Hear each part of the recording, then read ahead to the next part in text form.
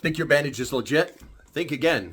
We're going to rip into the wild world of knockoff bandages, and because nothing hurts more than a bandage that doesn't work. Ouch. 15 seconds to safety, water, food, light, documents, family, plan, prep smart, act fast, gear up today. First things first, I already know what I gotta do. I told you most of you about this. Made this advanced first aid kit years ago, updated it this week, and found a major problem.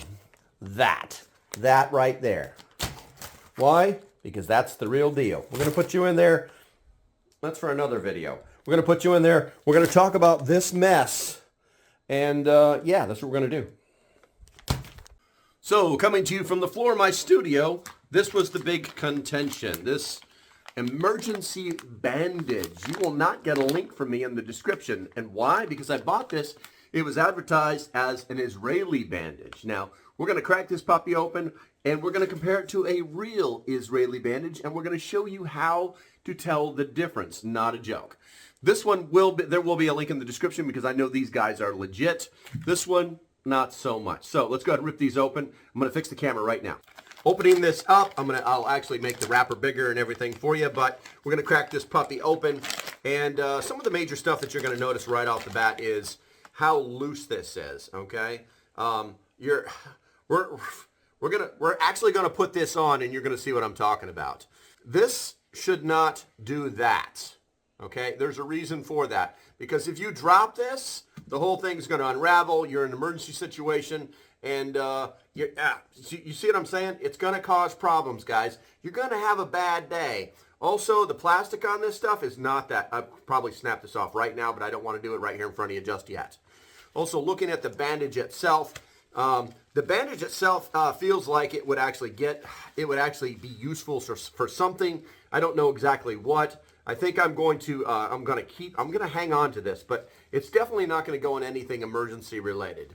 So there's that mess. There's that mess. The wrapper, I will take a picture and I will put it on the screen someplace so that you can actually see what it looks like.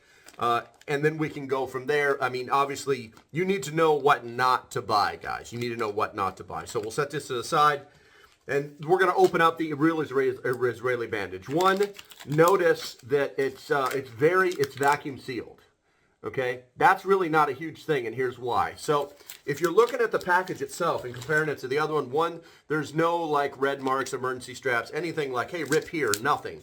Boom, clear. You can rip here, you can rip here, you can rip here, no problem. You can rip, it doesn't matter how you're going to do it. I want to preserve the way this looks, so instead of ripping it down the middle, which would be the fastest way to do it, I'm going to rip it down the side.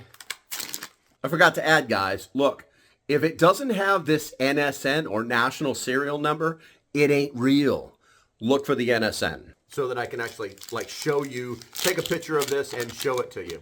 So we're going to save this wrapper so I can actually put it on the screen for you and you can see exactly what you're buying. We'll put that to the side with the other one. Always notice too, it's in a separate package.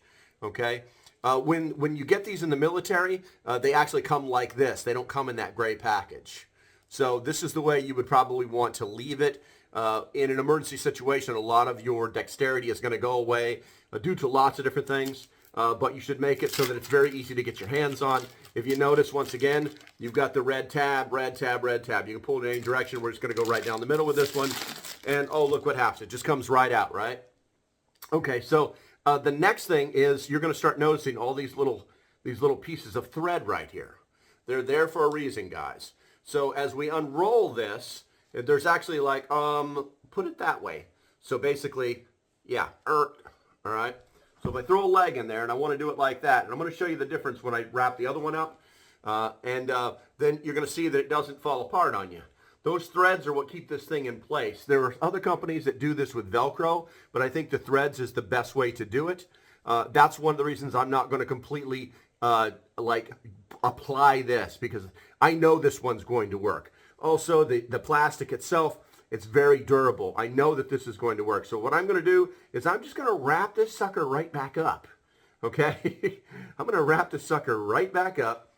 And then I'm going to probably vacuum seal it or put it in a plastic bag something that I can use in the future for emergencies. So setting the good one to the side, because this video is not about the good one. I'll put something on the screen showing you buy this or don't buy this. Or should I say, I'll be making recommendations. But I want to show you the bad one. So when you put these on, you know, obviously you're going to want to put them on with the bandage side down because these are technically compression bandages. You're going to want to have the wound somewhere in this region right here, so as much pressure as possible can be on the wound. So we're going to say that we're going to put it on my calf. All right. So what we want to do is we want to put it down like that, and I'm going to move this up over here to the top so you can see what happens when we apply the pressure. And the idea is that you wrap it around, and you want to get that. See, oh look, we have a problem already. It's already starting to come off. So we're going to wrap that around because I can't control the unspooling of the wrap. This is a very serious problem in emergency situations, guys. In fact, I think that this spooling may actually be backwards. So there's that. But I'm going to spool it up, and I'm going to try to use it to the best of my ability for you. I'm going to try to get this on tight. And then the idea is that you create pressure over the top of it, and then you hook it inside of this little connector right here. I don't know what you want its technical name is. And once it's inside of there, then you pull it back this way to apply pressure. Now, see what it's immediately doing to the fabric right here? I'm telling you right now, guys, this is not tight. Look what just happened right there. Look what just happened. This just ripped. Okay, ripped right down the middle. Can you see that? Can you see that? Here, let me help you. I'll stick my finger through it. Where's it at? Yeah, so El Cheapo, not good-o. Now, I can't really put a lot of pressure. I don't feel any real pressure on it other than a regular wrap. It's doing something. I'm not going to say that it wouldn't work, but I started up here with my wound, and now I'm way over there. I can feel the pressure way over here. You see what I'm saying? So it's a problem. And then let's check the back hooks on it, because there's a little connector in the back of all these bandages, and you basically take this and you hook it through. Now, I can tell you right now this is junk, because they should be the shape of a pin, not like making it easy. It should not be easy to hook this on here. I can't even show you properly, because you basically do this, and then you do that, and see, it's causing a real problem. It's on, there is compression, it is tight, but now I'm feeling the compression back here and not up here where I started.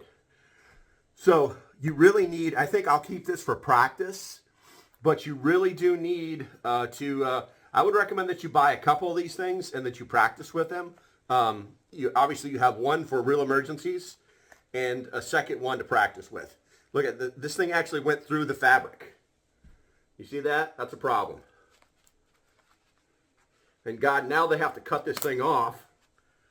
But I think that I'm going to keep this to practice with because it's a problem, guys. It's a problem. And I'm going to show you what hole it made on the tension. It shouldn't have done that, because the whole thing could be ripped out. It's really cheap fabric. The bandaging material is probably not bad. It's probably not bad.